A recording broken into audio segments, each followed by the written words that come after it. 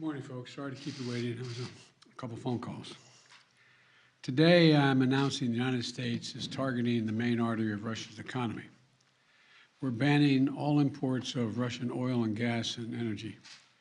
That means Russian oil will no longer be acceptable at U.S. ports, and the American people will deal another powerful blow to Putin's war machine.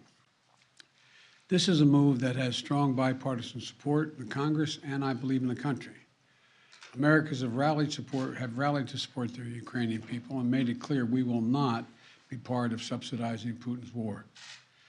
We made this decision in close consultation with our allies and our partners around the world, particularly in Europe, because a united response to Putin's aggression has been my overriding focus, to keep all NATO and all of the EU and our allies totally united. We're moving forward with this ban, understanding that many of our European allies and partners may not be in a position to join us. The United States produces far more oil domestically than all the European countries combined. In fact, we're a net exporter of energy. So we can take this step when others cannot. But we're working closely with Europe and our partners to develop a long-term strategy to reduce their dependence on Russian energy as well. Our teams are actively discussing how to make this happen, and today we remain united. We remain united in our purpose to keep pressure mounting on Putin and his war machine. This is a step that we're taking to inflict further pain on Putin, but there will be cost as well here in the United States. I said I would level with the American people from the beginning, and when I first spoke to this, I said defending freedom is going to cost. It's going to cost us as well in the United States. Republicans and Democrats understand that. Republicans and Democrats alike have been clear that we must do this. Over the last week, I've spoken with President Zelensky several times to hear from him about the situation on the ground and to consult and continue to consult with our European allies and about U.S. support for Ukraine and the Ukrainian people. Thus far, we've provided more than $1 billion in security assistance to Ukraine. Shipments of defensive weapons are arriving in Ukraine every day from the United States, and we, the United States, are the ones coordinating the delivery of our allies and partners of similar weapons, from Germany to Finland to the Netherlands. We're working that out. We're also providing humanitarian support for the Ukrainian people, both those still in Ukraine and those who have fled safely to a neighboring country. We're working with humanitarian organizations to surge tens of thousands of tons of food, water, and medical supplies into Ukraine, and with more on the way. Over the weekend, I sent Secretary Blinken to visit our border between Poland and Ukraine and to Moldova to see what the situation was firsthand and report back. General Milley, Chairman of the Joint Chiefs of Staff of our Defense Department, was also in Europe, meeting with his counterparts and allies on NATO's eastern flank to reassure them, those countries bordering Russia, NATO countries, that we will keep our NATO commitment, the sacred commitment of Article 5. The Vice President Harris is going to be traveling to meet with our allies in Poland and Romania later this week as well. I've made it clear that the United States will share in the responsibility of caring for the refugees so the costs do not fall entirely on the European countries bordering Ukraine. And yesterday I spoke with my counterparts in France, Germany, and the United Kingdom about Russia's escalating violence against Ukraine and the steps that we're going to take together with our allies and partners around the world to respond to this aggression. We are enforcing the most significant package of economic sanctions in history, and it's causing significant damage to Russia's economy. It has caused Russian economy to, frankly, crater. The Russian ruble is now down to 50%, by 50% since Putin's announced his war. 1 ruble is now worth less than 1 American penny. 1 ruble is less than 1 American penny. And we're preventing Russia's central bank from propping up the ruble and to keep its value up. They're not going to be able to do that now. We cut Russia's largest banks from the international financial system, and it has crippled their ability to do business with the rest of the world. In addition, we're choking off Russia's access to technology like semiconductors and sap its economic strength and weaken its military for years to come. Major companies are pulling out of Russia entirely without even being asked, not by us. Over the weekend, Visa, MasterCard, American Express, they all suspended their services in Russia, all of them, joining a growing list of American and global companies from Ford to Nike to Apple. They've suspended their operations in Russia. The U.S. Stock Exchange has halted trading of many Russian securities. And the private sector is united against Russia's vicious war of choice. The U.S. Department of Justice has assembled a dedicated task force to go after the crimes of Russian oligarchs. And we're joining with our European allies to find and seize their yachts, their luxury apartments, their private jets, and all their ill-begotten gains to make sure that they share in the pain of Putin's war.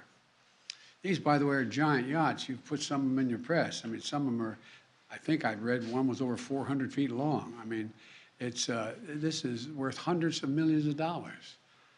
The decision today is not without cost here at home. Putin's war is already hurting American families at the gas pump. Since Putin began his military buildup on Ukrainian borders, just since then, the price of the gas at the pump in America went up 75 cents. And with this action, it's going to go up further. I'm going to do everything I can to minimize Putin's price hike here at home. In coordination with our partners, we've already announced that we're releasing 60 million barrels of oil from our joint oil reserves. Half of that, 30 million, is coming from the United States. And we're taking steps to ensure the reliable supply of global energy. We're also going to keep working with every tool at our disposal to protect American families and businesses. Now, let me say this. To the oil and gas companies and to the finance firms that back them, we understand Putin's war against the people of Ukraine is causing prices to rise. We get that. That's self-evident. But, it's no excuse to exercise excessive price increases or padding profits or any kind of effort to exploit this situation or American consumers, exploit them. Russia's aggression is costing us all, and it's no time for profiteering or price gouging. I want to be clear about what we'll not tolerate, but I also want to acknowledge those firms and oil and gas industries that are pulling out of Russia and joining other businesses that are leading by example. This is a time when we have to do our part and make sure we're not taking advantage. Look, let me be clear about two other points. First, it's simply not true that my administration or policies are holding back domestic energy production. That's simply not true. Even amid the pandemic, companies in the United States pumped more oil during my first year in office than they did during my predecessor's first year. We're approaching a record levels of oil and gas production in the United States, and we're on track to set a record of oil production next year. In the United States, 90% of onshore oil production takes place on land that isn't owned by the federal government. And of the remaining 10% that occurs on federal land, the oil and gas industry has millions of acres leased. They have 9,000 permits to drill now. They could be drilling right now, yesterday, last week, last year. They have 9,000 to drill onshore that are already approved. So let me be clear. They are not using them for production now. That's their decision. These are the facts. We should be honest about the facts. Second, this crisis is a stark reminder to protect our economy over the long term, we need to become energy independent. I've had numerous conversations over the last 3 months with our European friends of how they have to wean themselves off of Russian oil. It's just not tenable. It should motivate us to accelerate the transition to clean energy. This is a perspective that our European allies share, and the future where together we can achieve greater independence. Loosening environmental regulations or pulling back clean energy investment will not lower energy prices for families. But transforming our economy to run on electric vehicles powered by clean energy with tax credits to help American families winterize their homes and use less energy, that will help. And if we do what we can, it will mean that no one has to worry about the price of the gas pump in the future. That'll mean tyrants like Putin won't be able to use fossil fuels as weapons against other nations. And it will make America a world leader, manufacturing and exporting clean energy technologies of the future to countries all around the world. This is the goal we should be racing toward. Over the last 2 weeks, the Ukrainian people have inspired the world, and I mean that in a literal sense. They've inspired the world with their bravery, their patriotism, their defiant determination to live free. Putin's war has caused enormous suffering and needless loss of life of women, children, everyone in Ukraine. Both Ukraine and, I might add, Russians. Ukrainian leaders, as well as leaders around the world, have repeatedly called for a ceasefire, for humanitarian relief, for real diplomacy. But Putin seems determined to continue on his murderous path, no matter the cost. Putin's now targeting cities and has been targeting cities and civilians, schools, hospitals, apartment buildings. Last week, he attacked the largest nuclear power plant in Europe with an apparent disregard for the potential of triggering a nuclear meltdown. He has already turned 2 million Ukrainians into refugees. Russia may continue to grind out its advance at a horrible price, but this much is already clear. Ukraine will never be a victory for Putin.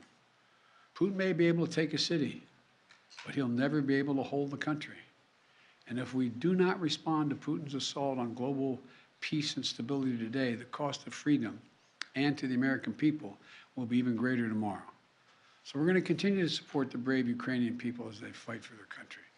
And I call on Congress to pass the $12 billion Ukraine assistance package that I have asked them for of late.